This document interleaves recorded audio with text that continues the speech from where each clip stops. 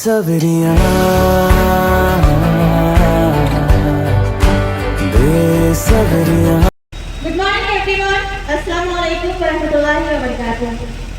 Respected guests, presidential member and honorable teachers. This is Kakisha Firoz from English Spoken Center, Chhatrapati. First of all, I would like to express my heartfelt gratitude to Rozan sir. Sir, your effort and your dedication and your love for humanity are truly inspiring for all. Whatever you are doing for society and whatever you are serving for society, it's really outstanding. Respected Rozan sir, your work is truly inspiring for all. We salute your work for our society. Dear friends, we proudly call ourselves that we are human beings. But what it really means to be human? We are not just sent into this world for live ourselves. But Allah said to human beings in this very world to serve ourselves for society and live with humanity. Allah blessed us thinking brain, having good heart and a perfect body. A heart is not only given to be, but a heart is given to feel others' pain. A thinking mind is not only to think about our success. A mind is given to find solution for humanity. A body, a perfect body, is not only given to live ourselves with comfort. A body is given to stand for those who cannot stand themselves. I would like to start my topic on the what is our responsibility as a human being towards society. In the name of Allah, who is most beneficent and merciful, I would like to start my topic. My first point is that why Allah has made us human. First of all, we have honored the children of Adam alayhi salam. There is no any casteism, no any racism, or no any discrimination. Allah says in Quran, ayat number 1856, وَمَا خَلَقْتَ الْجِنَّ وَالْإِنسَ إِلَّا لِيَعْبُدُونَ. That means worship does not mean only prayer or fasting. Allah did not create human to live ourselves. Allah created human to choose Allah willingly, out of love and gratitude. We should live with morality, being kind and justice with human. Allah says in Quran, ayat number 220, Surah Al-Baqarah, indeed, I will place the Khalifa on earth. That means humans, all humans, are given responsibility to take care of the earth, society, justice, and morality. Ayat number 67-2, Surah Al-Mulk, there is written, Al-Hadi khalaqal mawta wal hayata liyabluwakum ayyukum ahsanu amalan wa huwal azizul ghafur. That means life is a test of choices. Choices, truth versus anger, false versus truth versus falsehood, calm versus patience versus anger, and wealth, poverty, happiness and suffering are all this part of this test. Allah gives us free will and mental power, unlike angels or animals. Human has again free will and moral responsibility. This is why human can rise higher than angels through obedience or fall lower than animals through wrongdoing. Allah did not create human like angels who obey without choices. Allah created human beings to choose Allah willingly, out of love, gratitude, and obedience. This world is temporary, but Akhirah is eternal. Human has an opportunity to earn Jannah through faith and good deeds, Allah's mercy and forgiveness. My second point is that what is the purpose of our birth? According to Bhagavad Gita, our purpose is the birth to spiritual realization, understanding, and moral responsibility. The Bhagavad Gita teaches that we are not the body, but the eternal part of soul.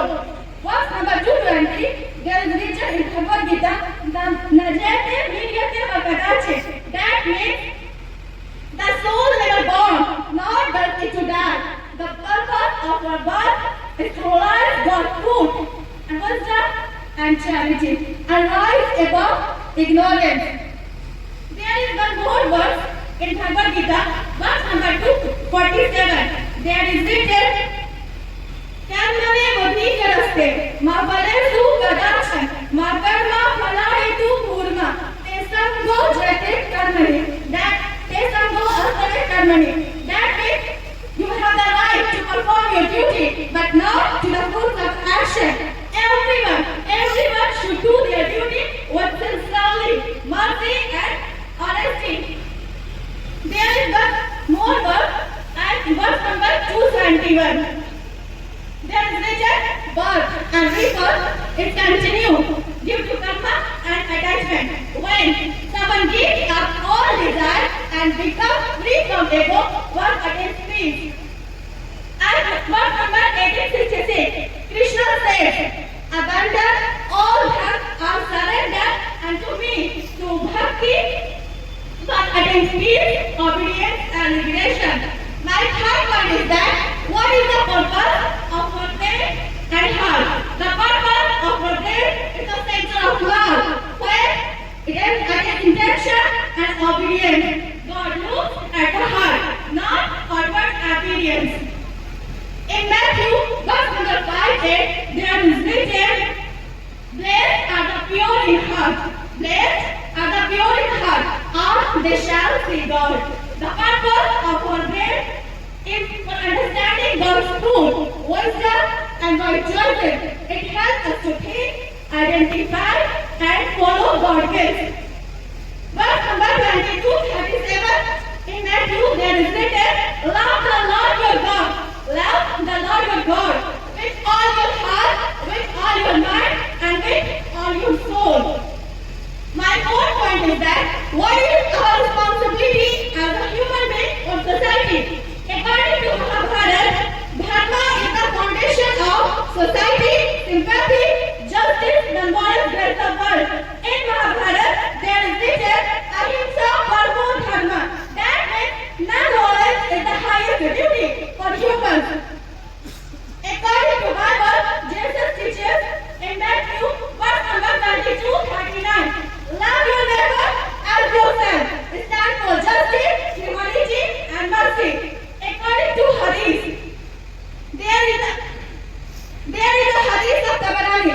Our beloved Prophet Muhammad sallallahu alaihi wasallam said that the best people are those who are the most beneficial to others, who serve themselves for society with honesty, with mercy, and sincerely. One more hadith, according to Sahih Bukhari, our beloved Prophet Muhammad sallallahu alaihi wasallam said, to forget waste in water, even at a river, planting trees is rewarded. If a Muslim plants trees and people eat from it or birds eat from it, it is charity. According to Bhagavad Gita, verse number 6:18, there is written, respect and equality for all, every soul divine and everyone. But more words, according to Bhagavad Gita 6:15, there is written, promoting peace and balance, a calm discipline concern benefits society. My fifth and last point is that how we can contribute to society for making it beautiful. My dear friends and citizen all members, we can make beautiful society by being kind, living with honesty, needy people, helping the needy people, protecting the environment, following the rules and responsibilities, serving humanity, leading by good example. Dear friends, we can make beautiful society by God's word, good work, and good action. I want to say you all that every religion, Hindu, Muslim, Sikh, Isai, Quran, Hadith, Bible, Gita, every religious book, and all scripture teaches that our responsibility is to live with righteously, show compassion, show love for other people, show love for the orphans, live with self-humanity, respect our cities, protecting the environment, and work hard for the welfare of society. We can build